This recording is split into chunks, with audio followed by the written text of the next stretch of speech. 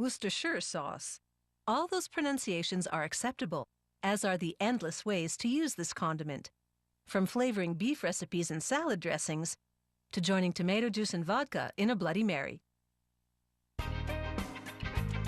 In the early 1800s, an English nobleman in the county of Worcester hired two local chemists, John Lee and William Perrins, to duplicate a sauce he'd tasted while traveling in India. Their resulting concoction was unpalatable, so they relegated it to the cellar. Years later, they came across it during a cellar cleanup and gave it another taste. Lo and behold, the sauce had matured and was now delicious. They christened their creation Worcestershire sauce and went into business. Today, more than 170 years later, that same company produces that very recipe, the specifics of which remain a closely guarded secret. The process begins with onions and garlic, pickled in malt vinegar for 1 to 2 years. Inside the pickling barrels, the bulbs slowly liquefy, their flavor infusing the liquid. Other barrels contain anchovies, cured in salt for several months. Additional ingredients include salt, sugar, white vinegar, malt vinegar, tamarind concentrate, molasses, and a top-secret blend of flavorings and spices. Starting with the 2 vinegars, workers pour the ingredients, one at a time, into gigantic blending tanks. There goes the tamarind concentrate. Now the anchovies.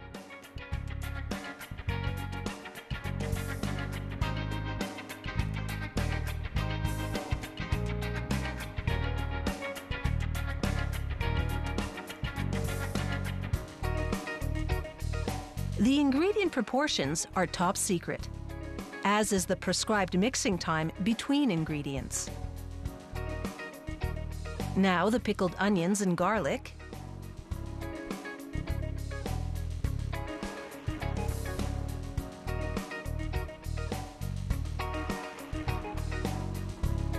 sugar and salt, and that secret blend of flavorings and spices.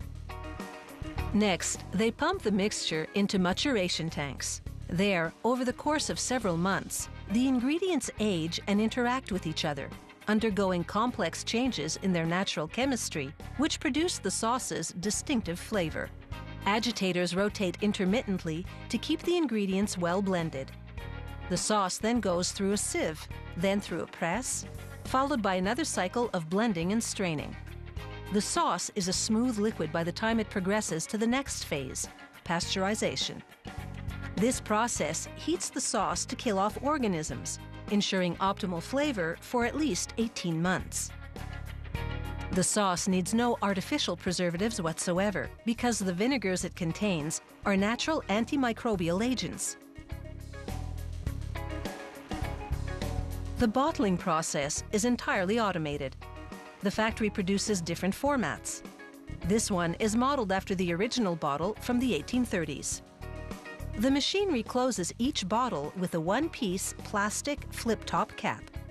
Inside, there's a small hole to ensure the sauce dispenses at the right flow rate. This prevents accidentally pouring too much sauce.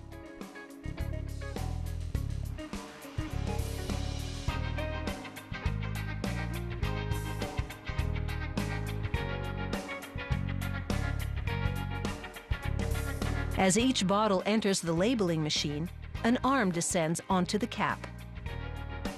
The machine applies glue to a label, slaps it on the bottle, then the arm spins the bottle against brushes that push the edges of the label flat. Then, depending on the format they're packaging, the equipment groups 6 or 12 bottles together and from underneath folds a carton around them. Then it shrink wraps the carton, which then joins others on a pallet.